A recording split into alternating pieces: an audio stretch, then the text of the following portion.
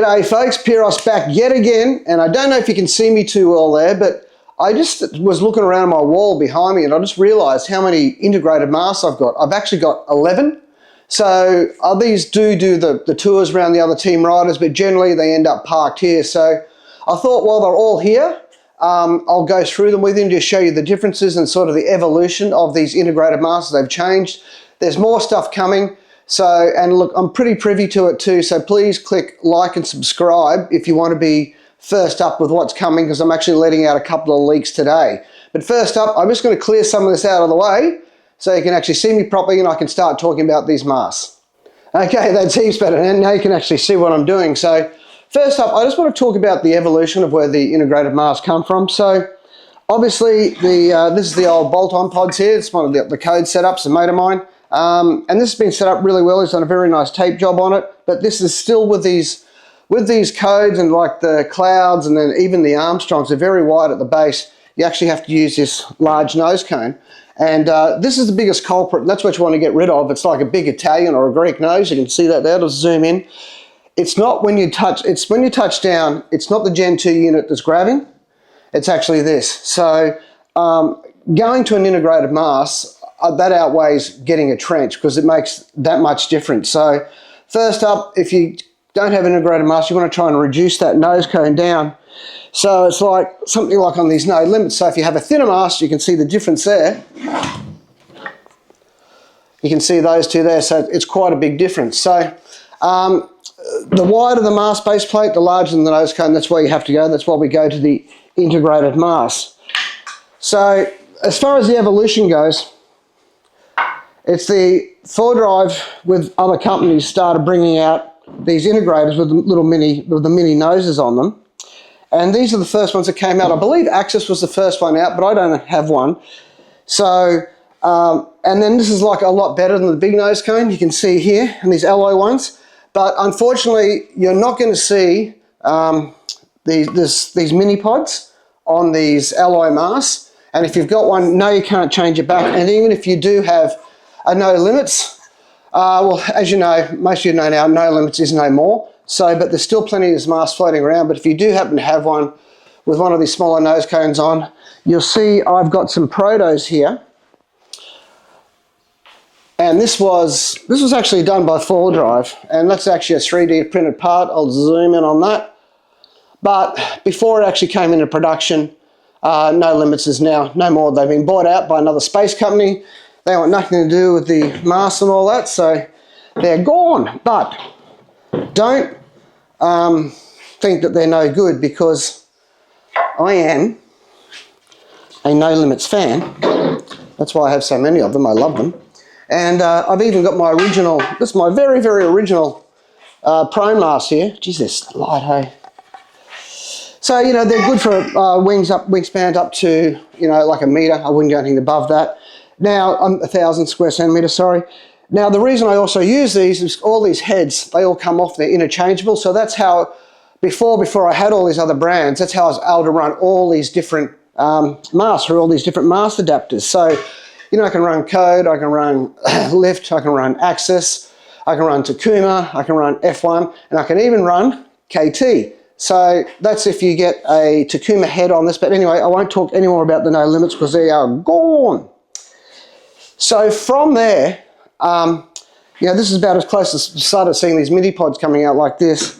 Now look, there are some third-party clip-ons coming out. I've seen them around and they're not too bad. They're definitely going to be better than a, you know, like the bigger, large bolt-on pods.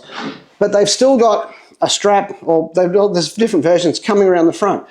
Now, you want to try and keep this beautiful leading edge clear. That's where you get your water flow in. So even just the straps, the little things going around, look, it definitely will be better. Don't get me wrong, I'm saying no, don't get one, but it won't be as good as this. But if that's all you can afford and what you get your hands on, definitely do it. It will be an improvement.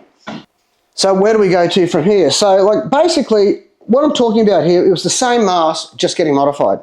So now that's changed a lot. And then with these alloy ones too, I've also got the, there's a slingshot one. So you can actually get, the alloy ones come in assist mode or E4 mode, which is super good. I really recommend getting a integrated e-fill mode, because when you run the lead up here, yeah, look, it does work. It's fine for running around in the rivers and that, and it's still good for running out in the ocean. But if you actually want to free surf and catch waves with your finger off the throttle, that cable coming up here with all the tape all over it is going to kill that flow, and you're going to have to be on the motor the whole time. But you can still do it. It just makes it, again, I'm here to talk about not saying what you have to have, what you can do to make your life better as a semi-pro four driver. So now we've got these beautiful masts, these carbon masts coming out from all the major brands. And like I said, I've got 11 here, so it's big credit to Fall Drive, hey, that all these companies are dumping so much money into the R&D thing, just tens of thousands of dollars to set these things up. And the beautiful part about this with these is it's not just they've modified the mast to make it a, I can't even find everything. Here's the major brands that are out now. So what's happened is not only are they putting on these beautiful little mini pods in full carbon, the whole masts have changed. So I'll start out with AK was the first company to come out with the full carbon mini pod integrated mast, and these guys were way ahead of the pack. So you can see here too that they've also, it's beautifully streamlined. Have a look at the distance here from there to there. Every manufacturer's got their reason for doing it. You can see the Armstrong's quite different. The North is sort of in the middle of the AK and the Armstrong. I'm not going to say one is incredibly better than the other. All these masts, especially these top-end masts, work incredibly well, and you're splitting hairs when you talk about this. I would say one thing about the Armstrong though, with this nose turn coming forward, I think it actually gives a little bit more lift when you come down. Very hard to tell, because, you know, if I'm riding the Armstrong, I can only ride Armstrong wings. If I'm riding the North, I can only ride North wings. So they behave differently to try and differentiate, tell the difference between the nose cones where they are. Very, very hard. But the best part about these masts is they haven't just modified their old mast, they've started again. So this is their performance mast, and it is just absolutely beautiful bit of kit. All the plates fit beautifully now on top of the Gen 2. The leads are all adjustable, so you can run the mast, run the Max or the Fusion. And this whole, it's not just, it used to be high modulus carbon, now it's gone to UHD, like ultra high modulus carbon. And North have even gone another step further than that. I don't know what they've got. They call it UHM, the ultra high, but it's like it's an even higher grade again. So it's like really, really ultra high modulus carbon. And they've actually, when you do the layups in the mast, they're actually changing the angle of the twill to as the mast tapers to give it more strength, stiffness, and its lightness. Now this North, it's by far, it tapers in both directions. So it's got the narrowest chord, and it's also the thinnest, and it's super, super thin. Beautiful bit of kit. I'm good mates with Mike Raper from North, and I know personally how much North have put into this, and it's it's a credit to them. It's a beautiful, beautiful mast. I've done out of all these masts, I've had this the longest, and I've definitely done the most time on it. Code have got one here as well, but it's not released yet, so I can't show it, so I'm not going to talk to you about it, but Code's got one. It'll be out soon, probably out in the next few weeks. Axis also have one. Oh, they have two. Code actually have two. Again, can't talk about it. I talk too much. Axis will have two choices in different mast types. Code's going to give you a choice in different pot heights, the only company that's going to do that. Cloud, they've just got one dropping. I'll put a photo up of that. Looks pretty nice.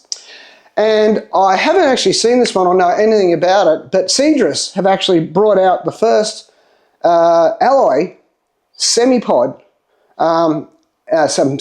mini-pod integrated mast. So I've just put a photo up. I've only seen it on Insta, it's the same as everybody else. I'm sure I'll get to know a bit more about that. But look, it's, as I've said it against like a broken record, if you want to change one thing, just one thing only, you put an integrated mast on your board. You're going to get the most benefit out of everything. Over a trench, yes, I know I'm the trench king. Yeah, I would. If you're going to spend money on something, you spend it on these guys, okay? And if you can't afford the full carbon, well, sure. Look, these alloy ones work amazingly well as well. So they're great, and they're still beautiful. The thickness of these alloy masks have come way down, hey. That's with all brands, including KT's got a beautiful alloy mask. Code have now got a beautiful alloy mask. Yeah, so it's just, I think you all should try and have a go on one.